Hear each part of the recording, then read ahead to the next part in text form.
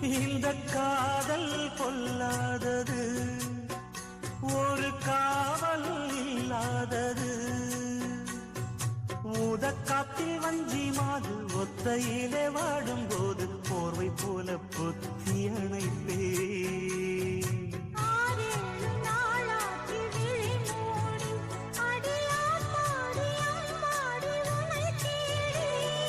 நீதானே மானே